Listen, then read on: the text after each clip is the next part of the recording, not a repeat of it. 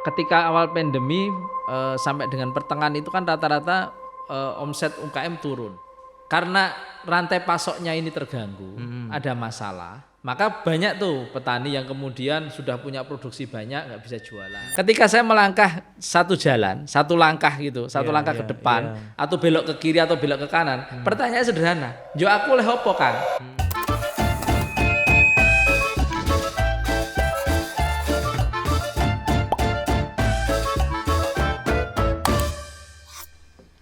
Assalamualaikum sedulur Jogja, berjumpa kembali dengan podcast Jogja Tetulung. Pada podcast kesempatan kali ini kita akan membahas Jogja Tetulung itu sendiri ya.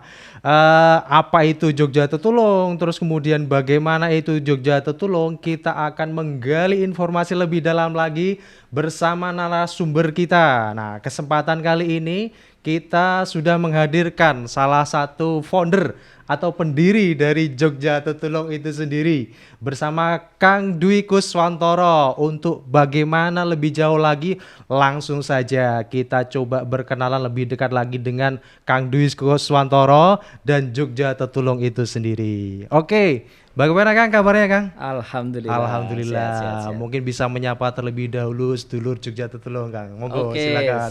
Selamat pagi. Ya. Nah, kepada sahabat-sahabat saya, dulur-dulur Jogja Tetulung yang insya Allah selalu istimewa. Alhamdulillah. Nah, mungkin ini kita yang menyaksikan ini tidak hanya Jogja, Kang. Oh iya. Mungkin seluruh Indonesia, mungkin juga di luar negeri mungkin ada ini ya. Berarti selamat pagi Indonesia. Nah, untuk Jogja untuk Indonesia. Nah, kira-kira Jogja begitu. istimewa. Oke, Kang Dwi, ini kita coba akan bincang-bincang tentang Jogja Tetulung itu sendiri. Nah, Kang Dwi ini kan salah satu pendiri ya.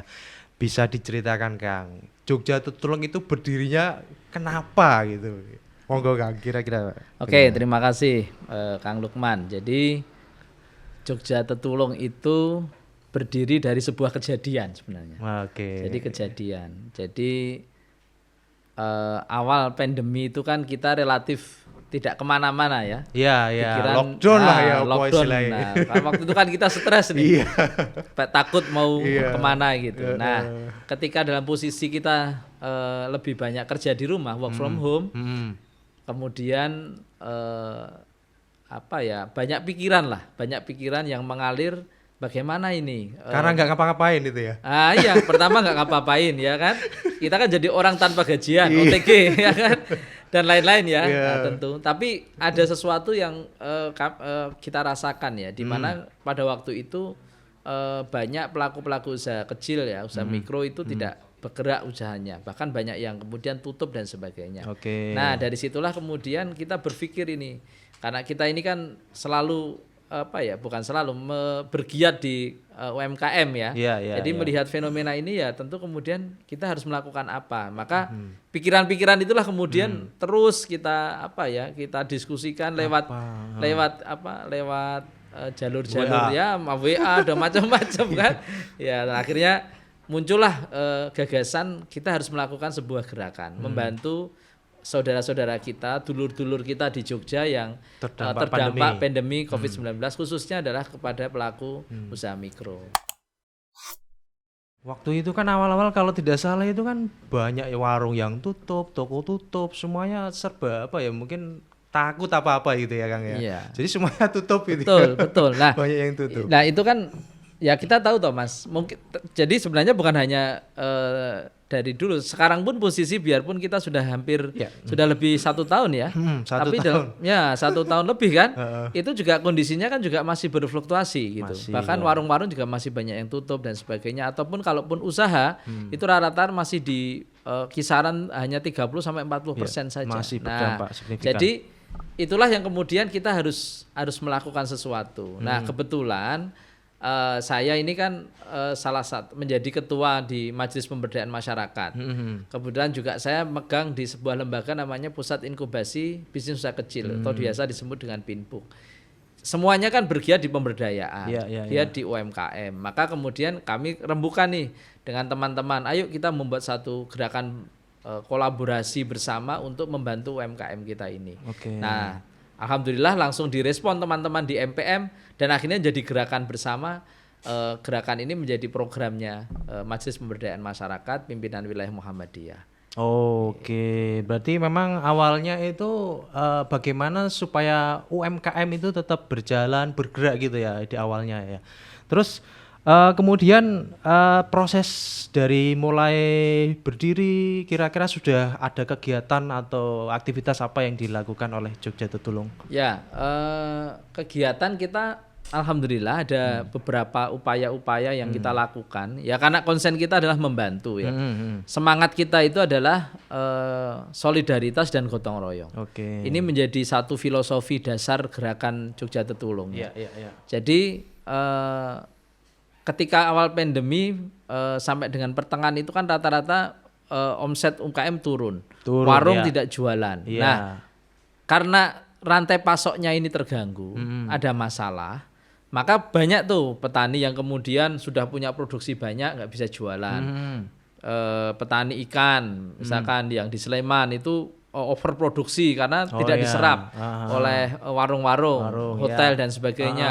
Petani cabai di Bantul juga begitu, tidak diserap oleh pasar dan sebagainya. Nah, maka kita akhirnya berpikir ya ini mungkin langkah awal yang kita perlu lakukan, yaitu bagaimana membantu petani-petani yang ada di Bantul, di Sleman untuk bisa menjual kembali hasil produksi mereka. Nah, tentu ini juga sesuatu yang tidak mudah bagi waktu melakukan itu juga tidak mudah. Bagaimana polanya?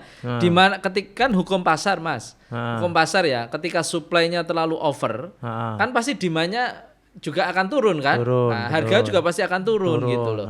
Sedangkan maunya di sini butuhnya ya harganya tetap bagus kan gitu. Nah, ini yang akhirnya kita perlu berpikir keras dan alhamdulillah dari exercise yang kita lakukan ternyata itu bisa ketemu sebuah pola di mana petani itu menjual kepada masyarakat secara luas ya kan. Pendekatannya tidak hanya bisnis, tapi juga pendekatannya keberpihakan. Nah, jadi mungkin ya ini yang kita lakukan dengan melakukan kampanye supaya pasar berpihak gitu.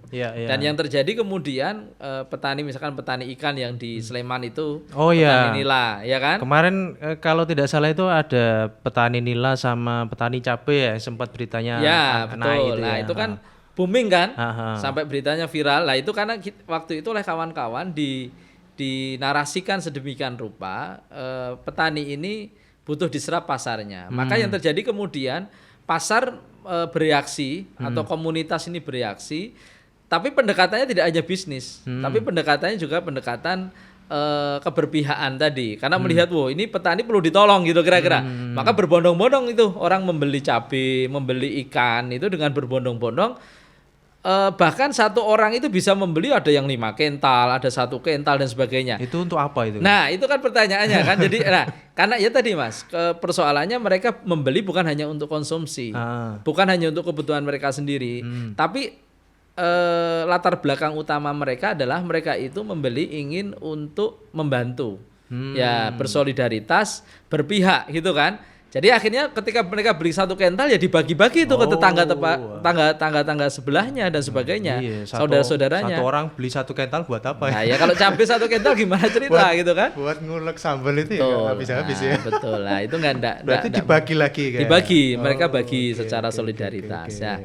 Dan itulah yang menurut saya justru menarik. Jadi pandemi ini memberikan sebuah pembelajaran bagi kita semua. Nah pembelajarannya adalah ternyata Jogja yang memang punya keistimewaan gitu. Bahkan kalau kita lihat sejarah bagaimana Jogja itu punya kemampuan sosial solidaritasnya begitu besar. Kalau kita lihat sejarah perjalanan bangsa ya.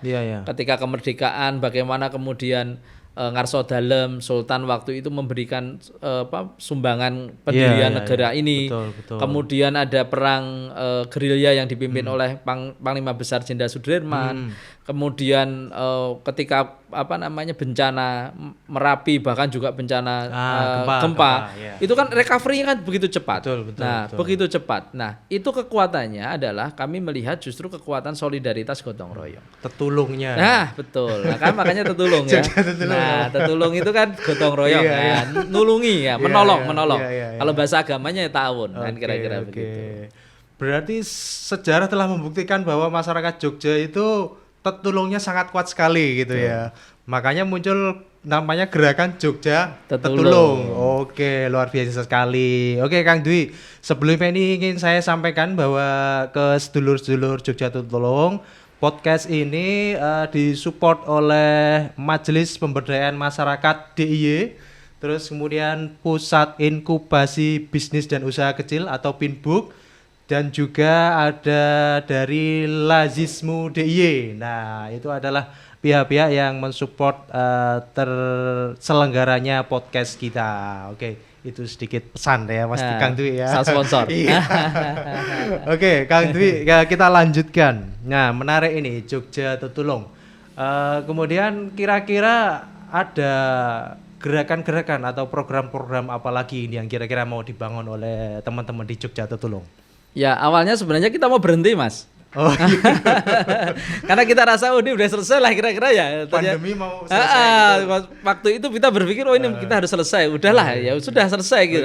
Tapi ternyata tidak. Jadi ternyata banyak pertanyaan dari warga, dari masyarakat.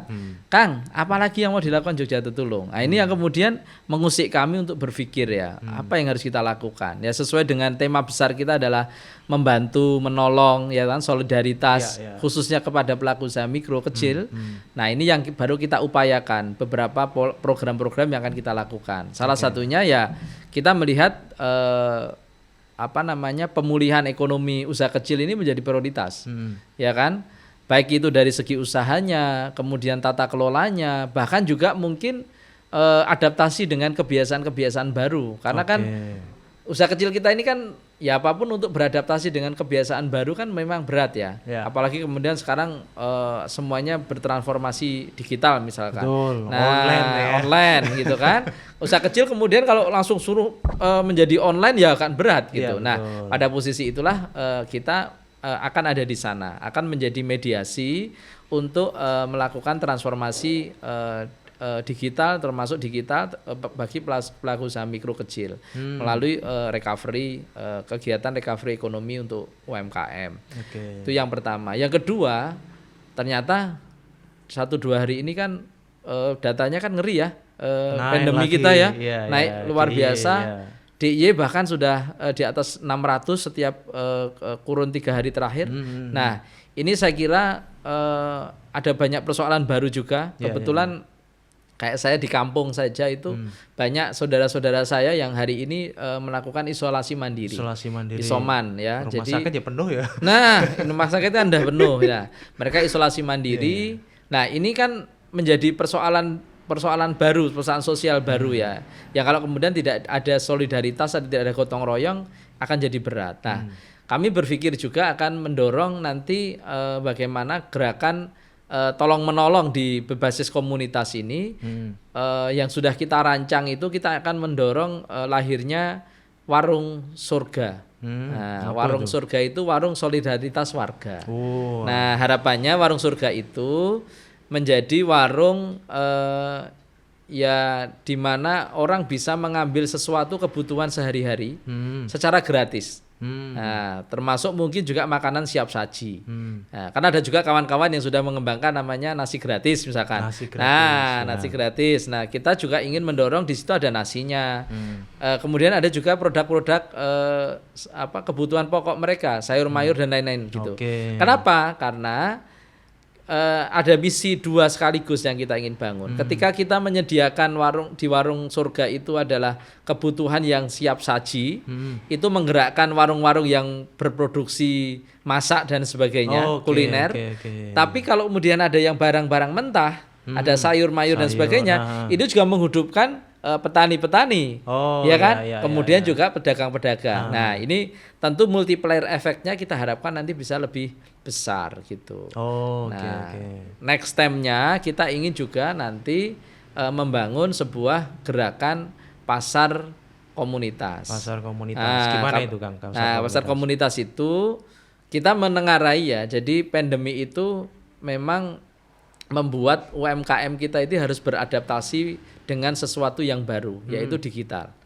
Nah, digital itu kelihatannya tidak bisa ditawar ya. Tidak bisa ditawar lagi. Nah, saya kira ketika awal pandemi itu bermunculan grup-grup kecil ya, baik itu melalui WA, melalui Facebook, orang jual beli tuh. Orang jual beli.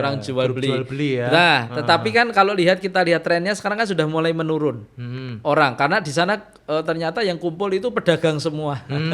Jadi orang jadi dagang semua kan, nggak ada pembelinya gitu. Nah, maka kita ingin membangun komunitas, pasar komunitas itu pasar digital.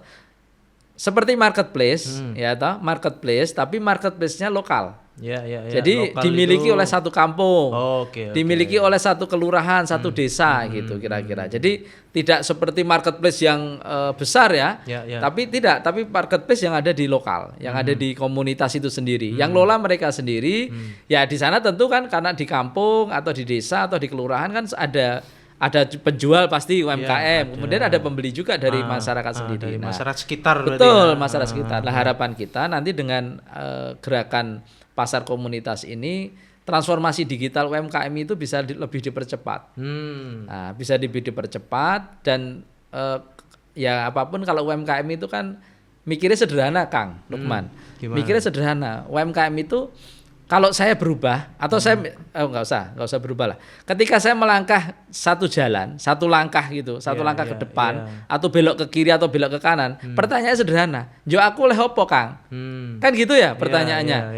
Nah, kalau kemudian mereka disuruh transformasi digital tapi hanya jualan, nggak ada yang beli, ya ngapain saya? Saya diem aja juga ada yang beli, kira-kira gitu ya.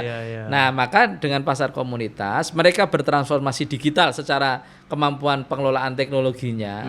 Nah, tapi kemudian di situ direspon dengan adanya pasar yang langsung membentuk hukum pasar supply demand di komunitas. Nah, maka mereka insya Allah dengan begitu semangat mereka untuk bertransformasi digital akan lebih ya, karena akhirnya menjadi kebutuhan kan, bukan lagi hanya anjuran. Betul. Nah, tapi akhirnya kan saya harus butuh itu. Iya, sekarang mama megangnya WA. Nah, kan gitu kan. Nah, jadi betul kan. Jadi konsepnya kan harus mereka bertransformasi itu kan ada sesuatu yang harus dia dapatkan.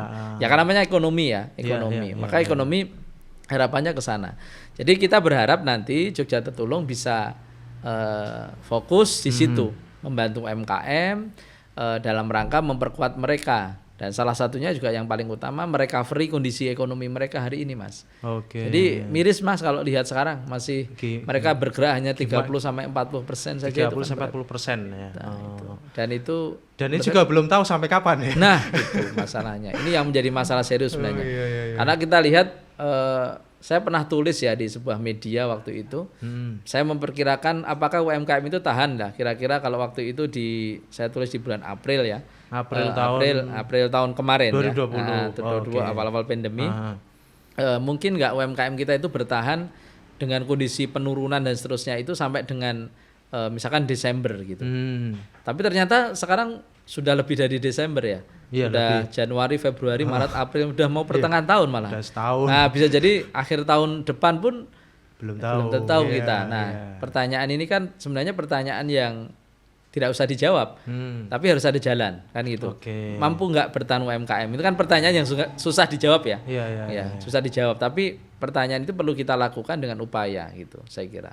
Upaya bagaimana kita membantu mereka supaya jawaban itu akan pada saatnya akan ketemu. Ternyata UMKM kita itu mampu bertahan, tapi dengan kan begitu ya. Tapi dengan catatan. Catatannya apa? Dia harus melakukan transformasi, melakukan perubahan diri, perubahan usaha, perilaku bisnisnya, model bisnisnya, dan lain-lain gitu. Tapi kalau melihat fenomena yang kemarin sudah terjadi sampai sekarang ini, kelihatannya banyak UMKM ini yang mau nggak mau gitu ya, Kang, istilahnya ya. Mau nggak mau itu ya harus melakukan transformasi gitu ya. Nah, tinggal transformasinya itu seperti apa kan gitu ya. Nah, mungkin di rekan-rekan di komunitas Jogja Tetulung ini bisa berkolaborasi gitu ya. Betul. Jadi justru memang hari ini kita tidak boleh lagi kerja sendirian, Mas. Tidak bisa. Dan bahkan sejak awal kami berharap memang gerakan Jogja Tetulung ini menjadi gerakan kita bersama gitu. Jadi tidak hanya miliknya misalkan inisiator MPM ya. MPM Muhammadiyah, tidak hanya milik MPM gitu. Tapi berharap menjadi milik Jogja. Nah, kenapa? Karena persoalan ini kan persoalan besar sekali, Mas. Kan tidak bisa kita ngurusi UMKM yang jumlahnya 99% dari pelaku usaha yang ada di Indonesia atau kalau kita lebih spesifik di DIY saja. Hanya kita selesaikan berdua, saya sama Kang Lukman misalkan. Tidak logis toh, Mas. Dua orang menyelesaikan persoalan segitu besar nggak mungkin. Negara saja sendiri aja nggak mampu. Sedang negara punya sumber daya. Pemerintah daerah punya sumber daya, punya uang macam-macam aja nggak mampu menyelesaikan gitu. Nah, artinya ini persoalan begitu besar, maka kerja ini harus kita lakukan dengan kolaborasi gitu. Kolaborasi dengan semua pihak. Nah, tentu dengan kolaborasi itu kita berharap ya kekuatan itu menjadi kekuatan bersama. Nah, kalau itu kekuatan bersama, maka ya insya Allah lah ya, yang kami yakini adalah solidaritas dan gotong royong adalah solusi menangani pandemi.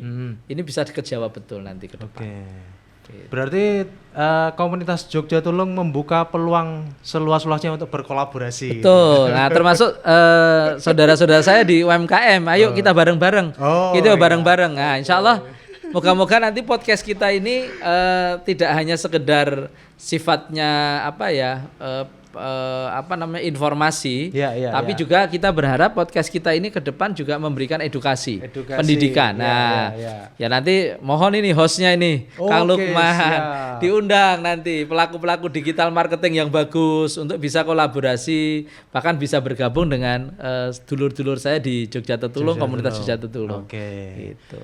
Oke, itu catatan penting ya untuk rekan-rekan yang melihat podcast ini ya. Tadi sudah disampaikan Kang Dwi dan juga mungkin pelaku UMKM yang mau mendisplay produknya di sini juga nggak apa-apa. Wah, bagus itu. Ya, itu jualan kan. Nah, ya, untuk promosi boleh silahkan langsung. Bayar aja. nggak itu, Mas, kira-kira? Ya, enggak dulu nggak apa-apa deh. Kalau ada yang mau nitip untuk infak teman-teman Jogja Tetulung ya nggak apa-apa. Boleh. Ya, intinya kita saling tolong menolong itulah. Oke, Kang Dwi, kira-kira ini apa yang bisa disampaikan ini untuk menyemangati teman-teman di UMKM ini di masa yang belum tahu ini pandemi berakhirnya kapan ini? Monggo Kang, kira-kira bagaimana? Oke, ya dulur-dulur saya UMKM yang ada di Jogja, khususnya bahkan bahkan se-Indonesia ya. Karena ini Indonesia. Kalau sudah podcast kan sudah kita bisa diakses seluruh dunia. Ya kita di Jogja, di Indonesia ini memang ujian berat. Gitu. Tapi saya punya keyakinan Allah itu menguji makhluknya itu kan berdasarkan kemampuannya. Ya kan? La yukallifullahu nafsan illa wus'aha. Jadi dia menolong itu, memberi ujian itu karena kemampuan makhluknya. Saya punya keyakinan kita ini insya Allah menjadi makhluk Allah, makhluk Tuhan itu yang dianggap mampu. Nah, kan pandemi ini kan yang diantem pertama kan UMKM. Ya kan?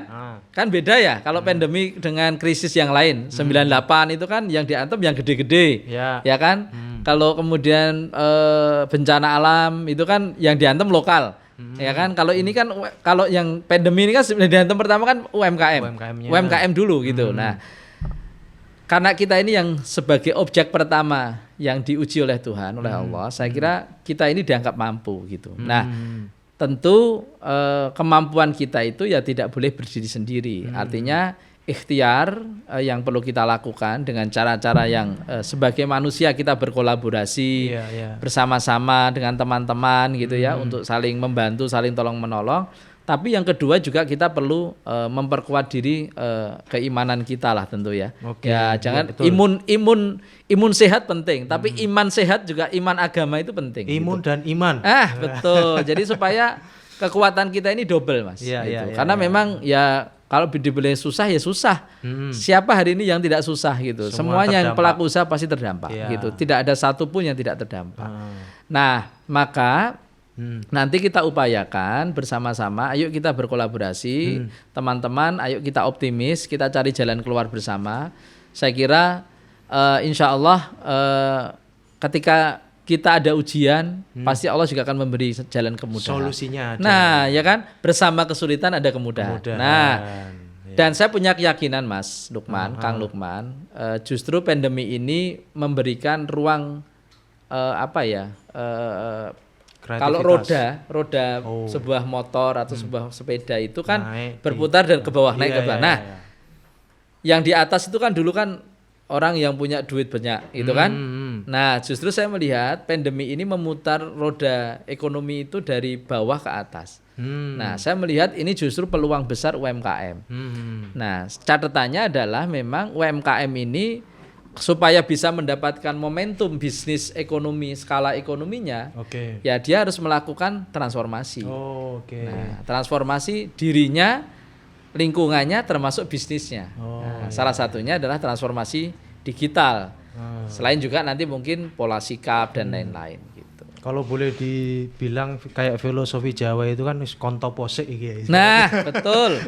Prihatin. Ya, prihatin. Ini prihatin. Nanti waktunya pandemi berakhir sudah bisa langsung melesat gitu betul. ya. Nah, tapi kan kita perlu siapkan dari sekarang, Mas. Betul sekali. Jadi jangan waktu nanti sudah berubah. Nah, kita baru bertransformasi sudah terlambat. Iya. Karena begini, ini mungkin ya kita harus positif saja sama Tuhan. Ini tuh cara Tuhan untuk kita mempersiapkan diri. Betul. Ya kan? Berpuasa kan puasanya kalau puasa Ramadan biasa kan hanya sebulan. Betul. Kalau ini puasa karena ini setahun puasa lebih. Setahun lah kira-kira ya. Ya, tapi kan pasti kan akan ada badai ini kan juga akan pasti berlalu. Pada titiknya kan pasti akan selesai.